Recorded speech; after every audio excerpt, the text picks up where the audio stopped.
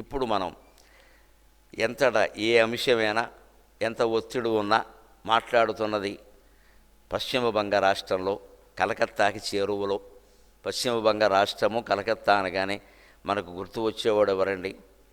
భారత జాతికి సాహిత్యంలో మొదటి నోబెల్ బహుమతి అందించిన విశ్వకవి రవీంద్రనాథ్ ట్యాగూర్. ఆ విశ్వకవి రవీంద్రనాథ్ ట్యాగూర్ గుర్తొస్తాడు. మొట్టమొదటి సాహిత్యంలో మొట్టమొదటి నోబెల్ బహుమతి ఎప్పుడో 1920లోనో 13లోనో ఆయన వల్ల వచ్చింది. ఆయన ఇంట్లో 14 మందిలో ఆయన ఒకడు. అయినా ఆ తల్లిదండ్రులు 14 మంది పట్ల ఎంత సమాన భావంతో పెంచారు అంటే ఒక్కడైనా నోబెల్ బహుమతి సాధించగలిగినట్టుగా పెంచారు. ఆ పెంపకంలో ఉండే గొప్పతనం అది. అందుకని ఆయన గురించి 2 మాటలు నేను సాగర ఘోషలో పద్యాల రూపంలో రాసినవి చెప్పుకుని, అందులోంచి కూడా ఒత్తిడి ఎలా ఉంటుందో దాని విజయం ఎలా ఉంటుందో చెప్పుకుని మనం రంగప్రవేశం చేద్దాం. తలపున్ వీడునే సత్కవిత్వములు. ఇప్పటికీ తెలుగు వాళ్ళందరం నేర్చుకోవాలి. ఇక్కడ ఖరగ్పూర్ వాళ్ళని చూసి, కలకత్తా వాళ్ళని చూసి, ముఖ్యంగా కలకత్తా మహానగరంలో ఇప్పటికీ ఒక ఆచారం ఉందని నేను వినే సాగర ఘోష కావ్యంలో ఈ పద్యం రాశాను. తలపున్ వీడునే సత్కవిత్వములు సంధ్యాదీపముల్ పెట్టు వేళల గీతాంజలి నాలపించెదురు కల్కత్తాపురిన్ నేటికిన్. తలపున్ వీడునే సత్కవిత్వములు సంధ్యాదీపముల్ పెట్టు వేళల గీతాంజలి నాలపించెదరు కల్కత్తాపురిన్ నేటికిన్. అలయై వెన్నెల వాగునై రస జగద్వ్యాఖ్యాన పాథోధియై. అలయై వెన్నెల వాగునై రస జగద్వ్యాఖ్యాన పాథోధియై. ఇల ప్రేమించు రవీంద్ర సాహితిని, ఇల ప్రేమించు రవీంద్ర సాహితిని ప్రేమించెన్ పురస్కారముల్. నువ్వు విశ్వాన్ని ప్రేమిస్తే నిన్ను విశ్వం ప్రేమిస్తుంది. విశ్వంలో మనకి ఏది కావాలన్నా మనం కొంత ఇవ్వాలి. వ్యాసభారతంలో వ్యాసుడు చాలా గొప్ప మాట చెబుతాడు. ఏదైనా మీరు అనుకున్నది ఒక మంచి సంకల్పం, మీ కుటుంబానికో మీకు ఉపయోగం, ఎవరికీ నష్టం లేదు, అది మంచి సంకల్పమేగా. అది కాకపోతే దేవతలకి మొక్కుకున్నా సరే కాకపోతే కంగారు పడకండి. న ఫలా దర్శనాత్ దేవా శంకితం యో, న ఫలా దర్శనాత్ ధర్మక శంకితం యో న దేవతాక యష్టవ్యం చ ప్రయత్నేన దాతవ్యమనసూయత అంటాడు. ఒక వైజ్ఞానికమైన సూత్రం ఉంది ఈ శ్లోకంలో. అది తెలిస్తే మన పూజలు పురస్కారాల్లో ఉండే రహస్యం తెలుస్తుంది. ఎందుకు దేవుడికి మొక్కుకోగానే మనకు అవుతుంది? చాలామందికి అవుతున్నాయండి. లేదా తిరుపతిని ఎందుకు కడుతున్నారు అంతమంది? కాశీ ఎందుకు కడుతున్నారు? అవ్వబట్టే కదా. అవ్వకపోయినా కూడా దేవుణ్ణి ఎవరు ఏమంటలేదు, మనకి ఏదో కర్మలోపం ఉందమ్మా అని ఇంకాస్త గట్టిగా మొక్కుని 2000 కాదు 4000 వేస్తా అంటున్నాడు. ఇక్కడ పెంచాడు. ఎప్పుడు అయ్యాక వెళ్ళాడు. ఎందుకు అవుతుంది? ఒకడు అవ్వకపోతే ఎందుకు కాదు? మొక్కుబడి అవ్వడం ఏంటి? It's not sentiment. అది సెంటిమెంట్ కాదండి, అవుతుందండి. మీరు చిత్తశుద్ధితో మొక్కుకుంటే అవుతుంది. అవ్వట్లేదు అంటే దానికి ఒక కారణం ఉంది. ఆ కారణం పరిహరించుకుంటే అవుతుంది. అది చెబుతున్నాడు ఇక్కడ వ్యాసుడు. నా ఫలాదర్శనాత్ ధర్మ శంకితవ్యో న దేవతాక. నీకు దేనికైనా ఫలితం కలగకపోతే, నీ మొక్కుకున్నది అవ్వకపోతే నువ్వు ధర్మాన్ని శంకించకు, దేవతల్ని శంకించకు, దేవతల్ని శంకించకు, ధర్మాన్ని శంకించకు. కానీ యష్టవ్యంచ ప్రయత్నేనా, నువ్వు గట్టిగా ప్రయత్నం చెయ్యాలి. అలాగే యష్టవ్యంచ ప్రయత్నేన దాతవ్యం అనసూయత. ఎవ్వరి యందు ఎటువంటి అసూయ పక్షపాతాలు లేకుండా దానం చెయ్యి అన్నారు. మొక్కుకున్నప్పుడు ఏదైనా సరే అవ్వలేదు అనిపిస్తే వెంటనే విశేషంగా దాన ధర్మాలు చెయ్యాలి. ఎవరికి చెయ్యాలి? దాన ధర్మాలు ఎప్పుడు పేదవాళ్ళకే చెయ్యాలి.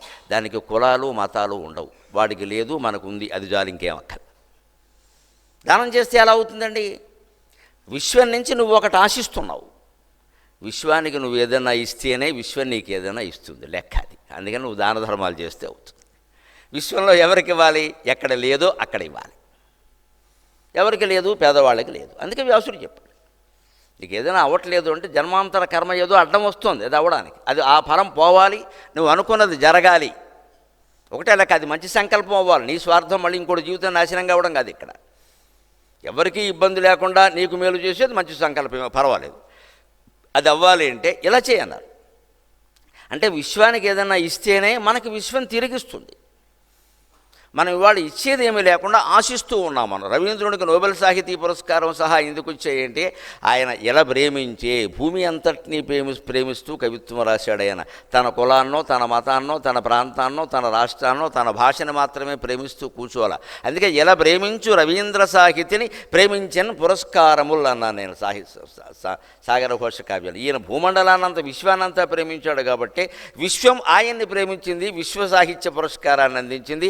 ఆయన కూడా విశ్వకవి అన్నారు. ఎప్పటికీ విశ్వకవి అంటే రవీంద్రనాథ్ ఠాగూర్ ఒక్కడే, ప్రపంచంలో ఎంతమంది కవులు లేరు. ఆయన విశ్వాన్ని అంతా అలా ప్రేమించాడు.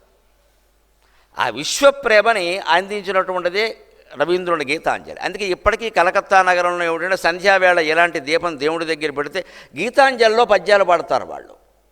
మనం నన్నయ్య గారి పద్యాలు పాడామా, విశ్వనాథ్ వారి పద్యాలు పాడామా, కనీసం నారాయణ రెడ్డి గారి పాటలైనా పాడావా? ఏమి పాడలా. ఎన్ని దీపాలు పెట్టాలి, ఎన్ని ఒత్తులు ఉండాలి, ఇటువైపు పెట్టాలా అటువైపు పెట్టాలా, ఈ గొడవలో పడ్డాం మనం. అసలు దీపం ఎందుకు, దాని జ్యోతి ఏమిటి, వెలుగు ఏమిటి, దాని జ్ఞానం ఏమిటి, ఇదంతా పోయి మంగళవారమా శుక్రవారమా ఎన్ని దీపాలు పెట్టాలి, ఈ గొడవలో పడ్డాం. కలకత్తాలో మహిళామణులు లేదా మగవాళ్ళు ఎవరైనా అలా ఉండరు. సంధ్యావేళ దీపం పెడుతుంటే గీతాంజలి పద్యాలు పాడతారు వాళ్ళు. ఒక మహాకవిని తమ జీవితానికి అన్వయించుకున్నారు వాళ్ళు. ఆయన కావ్యాలన్నీ అన్వయించుకున్నారు. అలా మనం నన్నయ్య నుంచి నారాయణ రెడ్డి గారి వరకు ఉండేటువంటి కావ్యాలు కవిత్వాల్లో ఎవరిని అన్వయించుకున్నాం, ఏది నేర్చుకున్నాం, ఏది పాడుతున్నాం, ఏదైనా వచ్చునా, గట్టిగా నన్నయ్య గారి పద్యమైనా నారాయణ రెడ్డి గారి పాటైనా ఏదైనా చెప్పబోయంటే చెప్పగలిగిన వాళ్ళు ఉన్నారా? మా చిన్నప్పుడు విన్నామంటే గుర్తులేదనే వాళ్ళే ఉంటారు అంతే, మొహమాటానికి. కవిత్వాన్ని సొంతం చేసుకుంటే ఒత్తిడి ఉండదండి. వాళ్ళ యువతరం ఎందుకు ఒత్తిడికి లోనవుతున్నారంటే వాళ్ళకే తెలుసు ఆ విషయం. మీకు సాహిత్యం చదివారా, సంగీతం నేర్చుకున్నారా, ఓ పావుగంట పాట పాడుకోవడానికి మీకు సమయం ఉందా, ఏమైనా పద్యాలు చదువుకోవడానికి సమయం ఉందా, మంచి పొయిట్రీ చదివే అవకాశం ఉందా? లేదు. ఎంతసేపు మార్కులు మార్కులు మార్కులు మార్కులు ఒత్తిడి. చిన్నప్పటి నుంచి అంతే, ఎక్కడికి వచ్చినా అంతే. కానీ ఆ కవిత్వం ఎలాంటిదంటే అలయై వెన్నెల వాగునై రస జగద్వ్యాఖ్యాన పాదోధియై. అది ఒక కెరటంలా ప్రారంభమవుతుంది, వెన్నెల ప్రవాహంలా మారుతుంది, వెన్నెల వాగునై. తర్వాత రసజగత్తును వ్యాఖ్యానించే సముద్రం అవుతుంది విశ్వకవి సాహిత్యం. ఎందుకు అవుతుంది?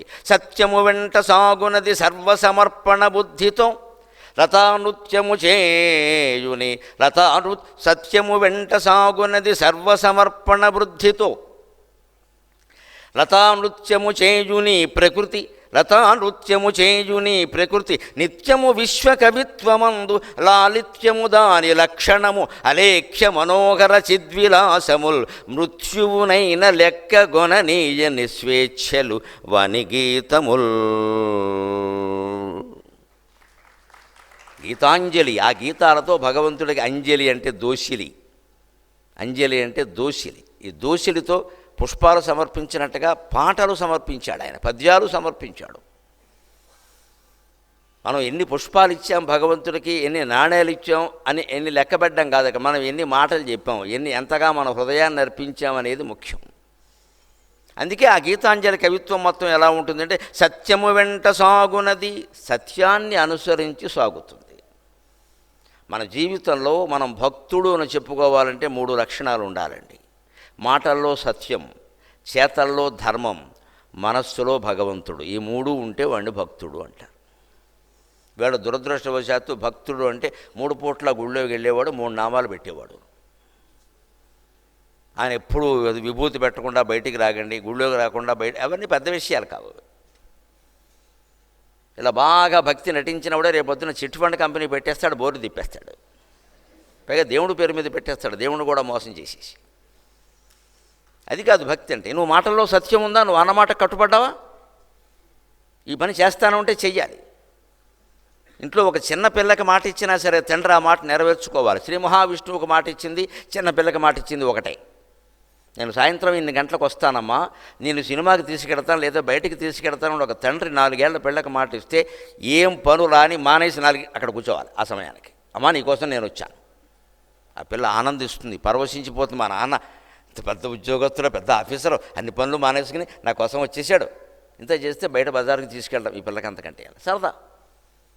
ఆ పిల్ల అటువంటి తల్లిదండ్రుల చర్యల్ని మనస్సులో పెట్టుకుని రేపొద్దున్న తల్లిదండ్రులకి ఇచ్చిన మాట ఎప్పుడూ తప్పదండి, ఎప్పుడూ తప్పదండి. ఆ కృతజ్ఞత ఉంటుంది మనస్సులో.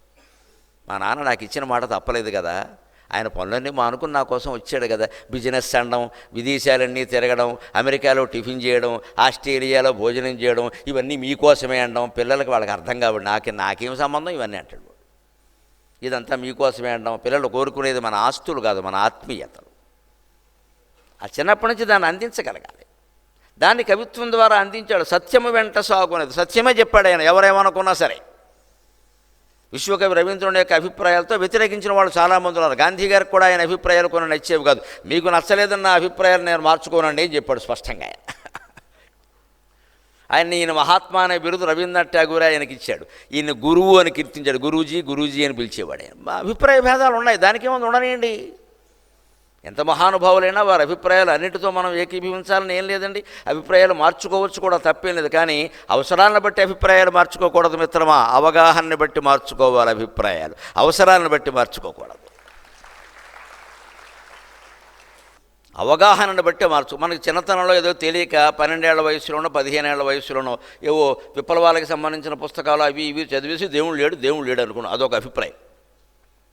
తర్వాత ఏ భగవద్గీత చదివాం, ఏ ప్రవచనమో విన్నాం, ఎవరిదో మన మనస్సుకు బాగా నచ్చింది, దాన్ని అన్వయం చేసుకున్నాం, మనం భక్తులుగా మారాం. అవగాహన వల్ల మారాం, అవసరం కోసం మారలేదు. అది మార్పు. అభిప్రాయాలు మార్చుకోవచ్చు, ఏం పర్వాలా.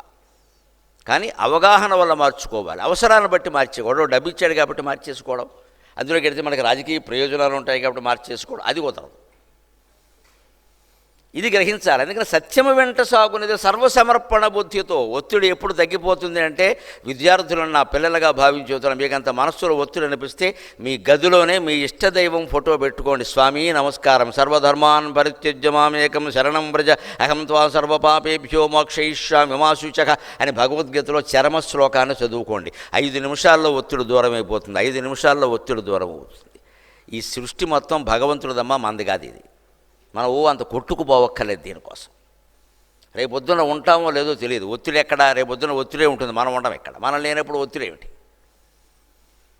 అందుకని అంత బాధ అనిపించడం, మన ఇష్టదైవానికి దండం పెట్టుకుని, అంత సృష్టి అంతా నీదయ్యా, నేను సర్వసమర్పణ బుద్ధి, నేను సర్వధర్మాలు, నా బాధ్యతలు ఏమిటో నాకు తెలియట్లేదు, ఏదో చేస్తున్నాను, అది మంచి చెడ్డో నాకేం తెలియట్లా, నీకు అప్పగిస్తున్నా. అలాంటి సర్వసమర్పణ బుద్ధి ఉంటే ఒత్తిడి దూరం అవుతుంది. రవీంద్రనాథ్ ఠాగూర్ సాహిత్యం చాలు దానికి.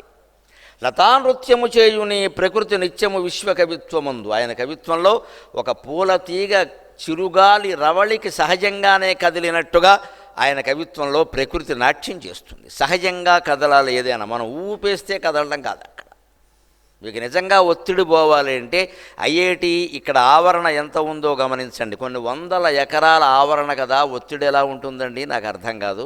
మనం ఎక్కడికి తిరగట్లా, రూములో కూర్చుని పుస్తకం పట్టుకుని, లేదా పుస్తకం కూడా మూసేసి ఫోను పట్టుకుని కెలకడమే పనిలాగా, పైనుంచి కిందికి, కింది నుంచి పైకి. మరి ఒత్తిడి కాకపోతే ఏముంటుంది ఇక్కడ?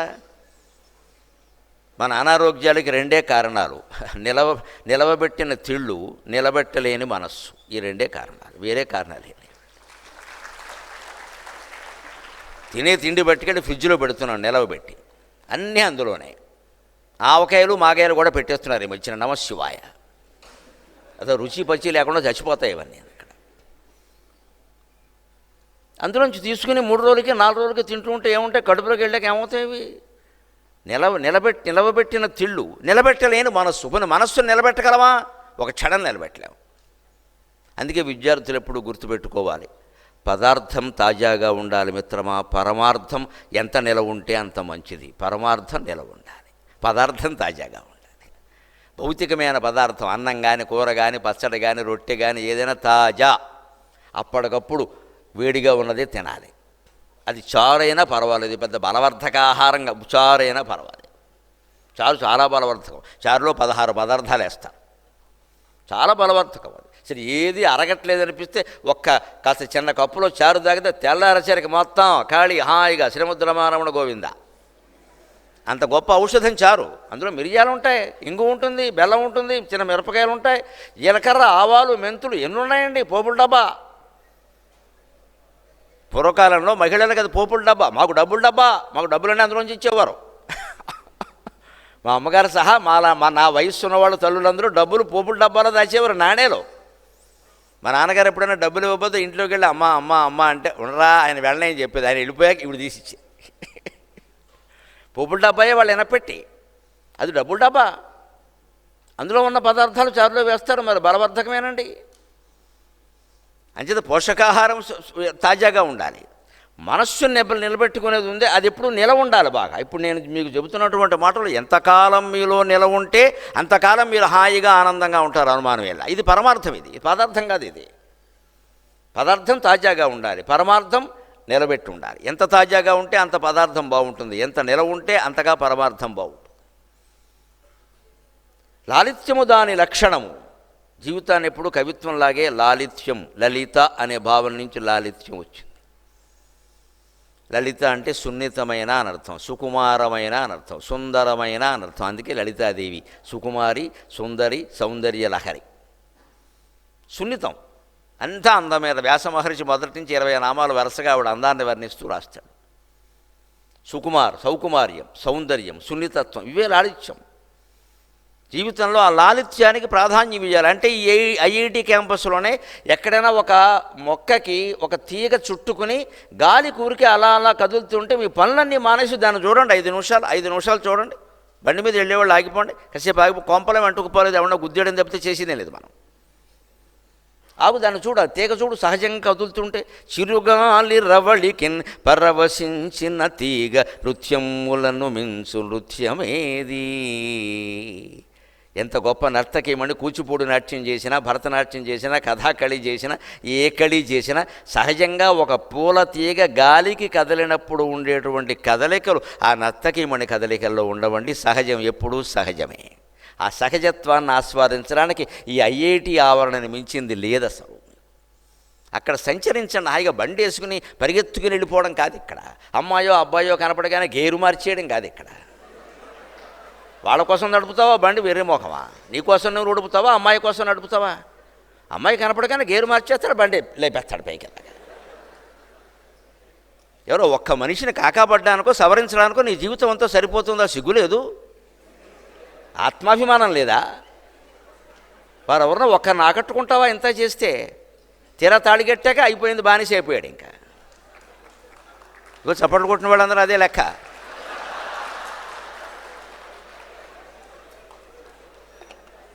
అనుభవాలు ఎక్కడికి పోతాయి, గుర్తొస్తూ ఉంటాయి.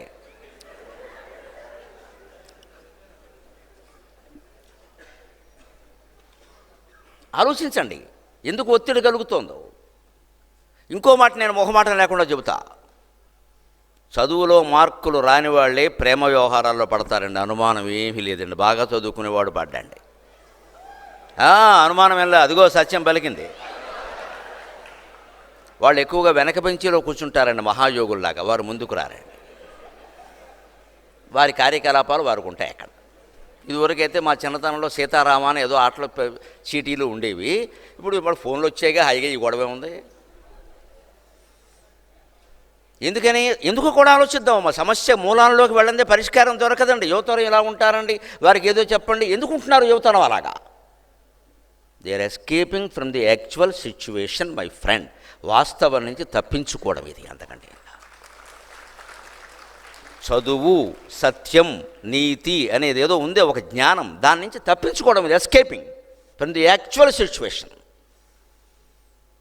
దాన్ని ఫేస్ చేయడం అతనికి ఇష్టం లేదు, ధైర్యం లేదు, మార్గం తెలియదు, తప్పించుకుంటాడు. ఇంకో రకంగా తన నైపుణ్యాన్ని ప్రదర్శించాలని చూస్తాడు. చదువులో ప్రదర్శిస్తే అది పుణ్యం, వేరేదంటూ ప్రదర్శిస్తే నైపుణ్యం. పుణ్యం లేదనమాట, నైపుణ్యం. పుణ్యం లేదు. పుణ్యం నై, పాపం హై. నైపుణ్యం అని కొట్టుకుపోకుండా తెచ్చేసి నైపుణ్యం ఎందుకు? దేశానికి మేలు చేయడానికి. ఒక ఉగ్రవాదికి కూడా చాలా నైపుణ్యం ఉంటుందమ్మా. ఏ పోలీస్ ఆఫీసర్కి అంత నైపుణ్యం ఉండదు. చాలా దూరం నుంచి కాల్చేస్తాడు మనిషిని, అది నైపుణ్యమే. కానీ ఎందుకు ఉపయోగపడింది? హత్యక, దేశాన్ని నాశనం చేయడానికని నైపుణ్యం. అందుకే నైపుణ్యం అనే మాటలో పుణ్యం అనేది ఉంది, గుర్తుపెట్టుకోవాలి. నైపుణ్యం అంతా పుణ్యానికి ఉపయోగపడాలి, పాపానికి కాదు. మంచి కోసం ఉపయోగపడినప్పుడు మనకి తెలివితేటలు తెలియదు. నువ్వు ఐఐటి అయితే, ఐటీఐ అయితే, ఏదైనా ఒకటే. నీకేం నీ జీవితం బాగుందా? నీ తల్లిదండ్రులు బాగున్నారా? వాళ్ళు నిన్ను కన్నందుకు వీళ్ళు సంతోషిస్తున్నారా? లేనప్పుడు దేనికి ఐఐటి? నీ దేశానికి ఏమైనా చేసావా? నేను స్కాలర్ స్కిల్ అండి, దేనికి నీ స్కిల్? ఎస్ తీసి కిల్, సత్యం, అయిపోయింది. భాష అర్థమైతే భగవంతుడు అర్థమవుతాడు, ప్రపంచం అంతా అర్థమవుతుంది. అంచేత లాలిత్యం చాలా ముఖ్యం జీవితంలో. దయచేసి మీ సెన్సిటివిటీ అంటాం, సున్నితత్వాన్ని కోల్పోకండి. దేన్ని కోల్పోయినా సరే ఒక కవిత్వానికి స్పందించాలి, ఒక సంగీతానికి స్పందించాలి, ఒక పసిపిల్ల చిరునవ్వుకి స్పందించాలి, ఒక దేవతా విగ్రహంలో ఉండే పవిత్ర మూర్తిత్వానికి స్పందించాలి మనం. అదే లాలిత్యం. ఆ విగ్రహాన్ని చూసి మైమరిచిపోగలగాలి.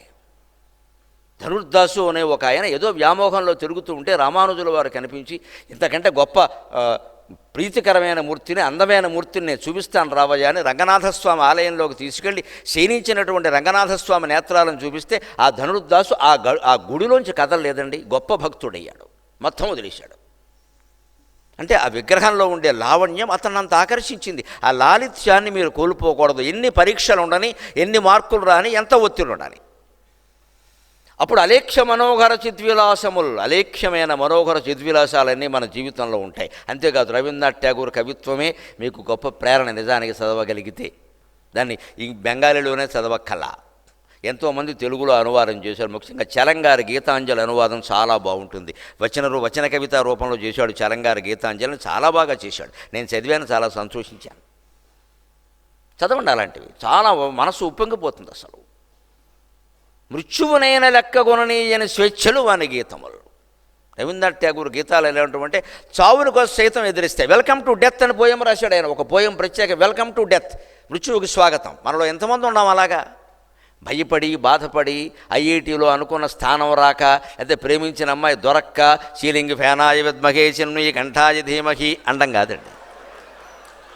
అది కాదు మృత్యువుకి సిద్ధం అవడం అంటే. తన్నో మృత్యు ప్రచోదయాత్ ఉంటుంది ఇక్కడ. దానికోసం కాదు ఇక్కడ. మృత్యువునైనా లెక్క కొనకపోవడం అంటే జీవితంలో ఎన్ని కష్టాలనైనా భరించగలగడం. అన్నిటికంటే గొప్ప కష్టం మృత్యువే. ఇంకా అది వచ్చే కష్టాలు లేవు, సుఖాలు లేవు ఇక్కడ. వెల్కమ్ టు డెత్ అన్నాడు ఆయన. తీసుకెళ్ళవయ్యా భగవంతులని, ఇదే ఆలస్యం అన్నాడు ఆయన. అలాంటిది ఆయన కవిత్వం. అందుకే ఒత్తిడి తగ్గాలి అంటే రవీంద్రనాథ్ ఠాగూర్ జీవన శైలి ప్రధానం. లైఫ్ స్టైల్ అంటూ ఉంటాం ఈవేళ మనం. ఏమిటండి ఆయన జీవన శైలి? ఒక నోబెల్ బహుమతి గ్రహీత ఎలా ఉంటాడమ్మా ఈవేళ? ఎవరికైనా వస్తే ఎంత పోజు కొట్టేస్తారు. నోబెల్ బహుమతి వరకు ఎందుకండి, ఊరికే ఏదన్నా లైఫ్ అచీవ్మెంట్ అవార్డు అని ఒక చిన్న సంస్థ వాళ్ళు మనకి ఏదైనా ఇచ్చేస్తే ఇంకా దానికి మర్నాడు పేపర్ల నిండా ప్రచారం, టీవీల నిండా ప్రచారం, ఫేస్బుక్ల నిండా మనమే ప్రచారం. మళ్ళీ ఈ వచ్చినందుకు మరొకరు సన్మానం, వారు సన్మానం చేసినందుకు మరొకరు సన్మానం. ఓ ఏడాది పాటు ఈయనకి సన్మానాలే సరిపోయాయి. ఇంత చేస్తే ఓ పల్లెటూరు వాళ్ళు ఈయనకి ఏదో అవార్డు ఇచ్చారు. దానికి ఈయన సన్మానాలు అయిపోయినాయి ఇక్కడ. మళ్ళీ ఇందులో దండలు కానీ ఈయనే డబ్బులు ఇస్తాడు ఇక్కడ. ఒకటి సన్మానం జరుగుతుంటే దండలు వేసారట. అప్పటికి 50-60 వేశారు. ఈయన మొహంలో ఎక్కడ నవ్వు లేదు, ఏడు మొహంలో ఉన్నాడు ఈయన. 50 దండలు వేసాం, దండల సన్మానం జరుగుతుంటే నవ్వాలి కదా అని చెప్పి ఆయన పాపం పక్కనుండే అసిస్టెంట్ లాంటి వాడు ఒకడు వచ్చి, ఏంటి గురువు గారు మీరు నవ్వట్లేదండి, కెమెరా వాళ్ళు అడుగుతున్నారు, బోడు దండలు వేశారు. దండలు అంటావు, 100 దండలకు 70 ఇచ్చావు, డబ్బులు ఇచ్చాం, 72 పడ్డాయి ఇప్పుడు కానట్టు. వాడు 100 దండలకు డబ్బులు ఇచ్చాడు, 72 పడ్డాయి. దండలు లెక్కెడుతున్నాడు వాడు. ఇవి డబ్బులు ఇచ్చి వేయించుకుంటున్నాడు. ఒక మామూలు పురస్కారం వచ్చినవాడు ఇంత హడావుడి చేస్తాడే, నోబెల్ బహుమతి వచ్చినవాడు ఎంత హడావుడి చేయాలండి? భారతరత్న కంటే గొప్పది కదా, ఎంత హడావుడి చేయలేదు. విశ్వవిజేతయై విభవ వీధులలో విహరింపగల్గి, విశ్వవిజేతయై విభవ వీధులలో విహరింపగల్గి, తానశ్వము వీడి స్వేచ్ఛయను ఆవును, తానశ్వము వీడి స్వేచ్ఛయను ఆవును, శాంతినికేతనమునన్ శాశ్వతమైన శాంతిమయ శాద్వల భూములలోన త్రిప్పే. విశ్వవిజేతయై విభవ వీధులలో విహరింపగల్గి, తానశ్వము వీడి శాంతియను ఆవును, శాంతినికి స్వేచ్ఛయను ఆవును, శాంతినికేతనమునన్ శాశ్వతమైన శాంతిమయ శాద్వల భూములలోన ద్రిప్పే. ఆశాశ్వపు కళ్ళెముల్ బిగిసెను ఆతని చేతలలోని నీతికిన్. ఒత్తిడికి దూరం కావాలంటే ఆశలు తగ్గించుకోవాలి మిత్రమా. చదువులో కాదు, వివాహ జీవితంలో కాదు, సంపాదనలో కాదు, జీవితం అంతా ఆశని విడిచిపెట్టిన వాడే సుఖంగా ఉంటాడు. ఆశ లేనిదే అభివృద్ధి లేదు అనే మాట భౌతికంగా పనికొస్తుందేమో కానీ నైతికంగా ఆశ నాశనం చేస్తుంది వాన్ని. ఆధ్యాత్మికంగా పరమ పనికిమాలిన మాట ఏమిటంటే ఆశ లేనిదే జీవితం లేదు. ఆశ భౌతిక అభివృద్ధికి మాత్రమే పనికొస్తుంది. ఆధ్యాత్మికంగా నువ్వు అభివృద్ధి చెందాలి, పడుకోగానే నిద్ర పట్టాలి, మోక్షం రావాలి, జ్ఞానం రావాలంటే అన్ని ఆశలు వదిలేయాలి. నాకేం అక్కర్లేదు అనుకున్నవాడు సుఖంగా ఉంటాడు. ఇవి 25 ఏళ్ల విద్యార్థులకి నేను చెప్పను ఈ మాట. పెద్దవాళ్ళైనా ఉండాలి కదా, నా వయస్సు వాళ్ళైనా ఉండాలి కదా. మనకు అక్కర్లేదు, ఎవరో అడిగితే చేస్తాం, దానికేముంది. ఎవరో ఇచ్చారు పుచ్చుకుంటాం, మనం అడగం. ఇచ్చిన దాంతో సంతృప్తి పడతాం. ఇదే ఆయన చేశాడు. విశ్వవిజేతయై విభవ వీధులలో విహరింపగలిగి. అందుకే సాగరఘోష కావ్యంలో చాలా ఆనందంగా కీర్తించాను ఆ మహానుభావుని నేను. 7వ ఆశ్వాసంలో విజ్ఞాన యోగంలో ప్రత్యేకంగా ఉంటాయి. ఆయన విశ్వమంతా ప్రకీర్తించేటువంటి బహుమతి పొంది కూడా, పెద్ద పెద్ద సన్మానాలు అందుకోగలిగి కూడా, తాను అశ్వము వీడి గుర్రం మీదనే పరిగెట్టిన గుర్రాలు నాకు అవసరం లేదన్నాడు. స్వేచ్ఛయను ఆవును, స్వేచ్ఛ అనేది ఒక గోవు ఆయన దృష్టిలో, ఆవు. ఆయన గోవుని స్వేచ్ఛగా విహరింపజేశాడు. ఎక్కడ? శాంతినికేతనమునన్. మన జీవితం శాంతినికేతనంలో విహరించే గోమాత కావాలి మిత్రమా, గోమాత కావాలి మన జీవితం. అడవులో క్రూర జంతువుగా మారి లేళ్లని నరికి చంపుకు తినే పులిగా ఉండకూడదు మనం. అది స్వేచ్ఛ కాదు. మనకి పులికుండే స్వేచ్ఛ కల్లా ఆవుకుండే స్వేచ్ఛ చాలు. అది కూడా శాశ్వతమైన శాంతిమయ శాద్వల భూములలోన శాశ్వతమైన శాంతి కావాలి. అది కూడా శాద్వల భూములు అంటే పచ్చగడ్డి బాగా పెరిగిన భూములు. ఆవు విహరించేది అక్కడేగా. ఆ పచ్చగడ్డి నేలల్లో విహరించగలిగితే చాలండి. అదెంత గడ్డి తింటుందండి? కొద్దిగా తింటుంది. అది తిన్న గడ్డి మళ్ళీ మర్నాటికే పెరుగుతుంది. ఏం నష్టమేం లేదు అక్కడ. ఎన్ని పచ్చిక మైదానాలు ఉన్నా, ఎన్ని వందల గోవులు మేసినా ఈ దేశంలో ఎప్పుడు గడ్డి లోటేమీ లేదండి. బోల్డ్ గడ్డి ఉంది. అందుకే ఆఫీసుల్లో కూడా అడ్డమైన గడ్డి తినేవాళ్ళు ఉంటారు కొందరు. మన జీవితాన్ని ఆశ అనేటువంటి ఆశాశ్వపు కళ్ళెములు బిగిసి గుర్రం మీద వెళ్ళినా పర్వాలేదు. ఆశ అనే గుర్రం మీద వెళ్ళొచ్చు, కానీ దాని కళ్ళెం మన చేతిలో ఉండాలి మిత్రమా. ఐఐటి చదువుతున్న విద్యార్థినులు గుర్తుపెట్టుకోండి. నీ జీవితపు కళ్ళెం నీ చేతుల్లో ఉండాలి. ఎప్పుడు నీ మనస్సు గాడి తప్పుతుందో అప్పుడు ఆ కళ్ళె మీద బిగించలాగాలి. వెనక నోరు మూసుకో, చెప్పినట్టు విను అని చెప్పాలి మన మనస్సుకు మనమే. అంతేగాని నా మనస్సులో ఏదంటే అది అయిపోవాలి, లేకపోతే నేను ఉండలేనంటే ఏదంటే అది అవుదామా, అడ్డగాడిది అవుతావు ఖచ్చితంగా. మనసులో ఏదనుకుంటే అదే పోవడం. మనసులో వచ్చేవన్నీ మంచి ఆలోచనలా? బుద్ధి లేదా? మనసులో వచ్చిన ఆలోచనని బుద్ధితో, చిత్తంతో, హృదయంతో 3 వడపోతలు పొయ్యాలండి. 3 వడపోతలు. మనస్సు అంటే సంకల్పాత్మకం మనః. అనేక రకాల సంకల్పాలు వస్తూ ఉంటాయి. ఆ దశలో దాని పేరు మనస్సు. జాగ్రత్తగా గమనించండి ఈ విషయాన్ని విద్యార్థులు ప్రధానంగా. అప్పుడు కొంతసేపు తర్కించాక అవునా కాదా, మంచిగా చెడ్డా, చేద్దామా వద్దా అని అనుకున్నాక బుద్ధి ఒక నిర్ణయానికి వస్తుంది, చేసేద్దాం అని. అది నిశ్చయాత్మిక బుద్ధికి.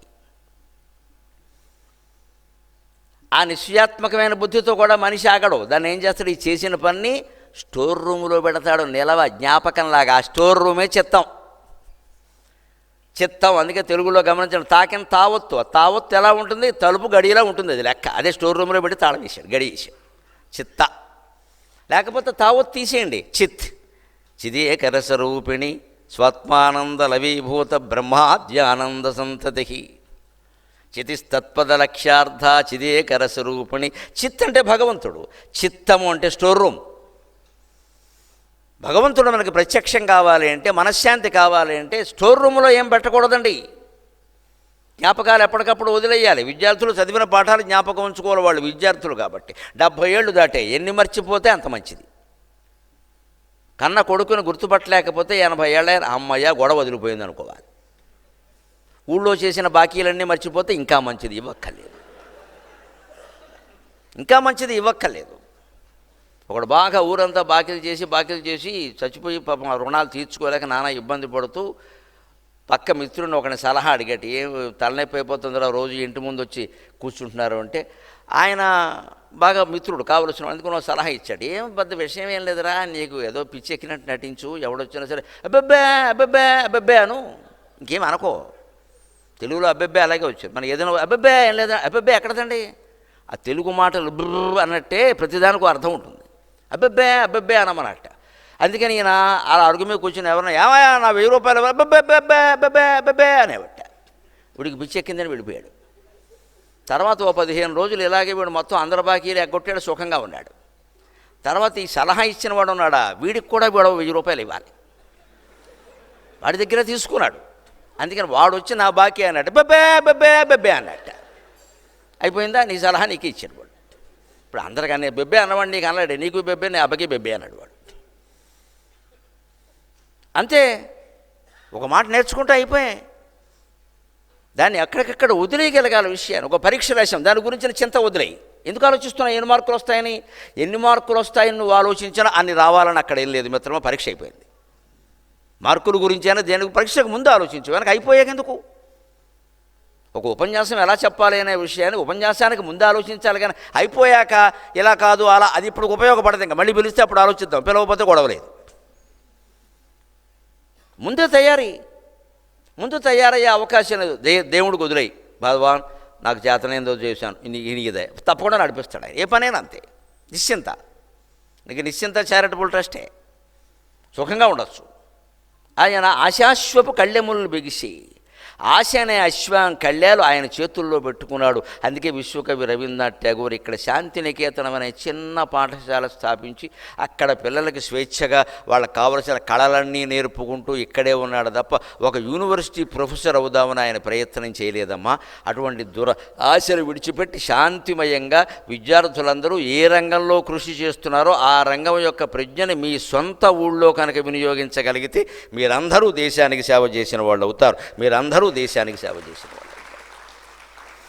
మీరు అగ్రికల్చర్లో ఐఐటి చేయొచ్చు, కంప్యూటర్ టెక్నాలజీలో చేయొచ్చు, ఇంకెందులోనూ ఆర్టిఫిషియల్ ఇంటెలిజెన్స్లో చేయొచ్చు, ఎందులోనైనా చేయండి. అది ముందు నీకేం ఉపయోగపడింది, నీ కుటుంబానికి ఏం ఉపయోగపడింది, నీ గ్రామానికి ఏం ఉపయోగపడింది, అనంతరం నీ దేశానికి, ప్రపంచానికి ఎంత పెంచితే అంత మంచిది. ఎంత పెంచగలవో అంత పెంచు. ముందు నీకు ఉపయోగపడిందా? నీ జీవితం బాగుందా? శాంతిగా ఉన్నావా? ఇవాళ అది కొరవయ్యే ఒత్తిడి వస్తుందండి.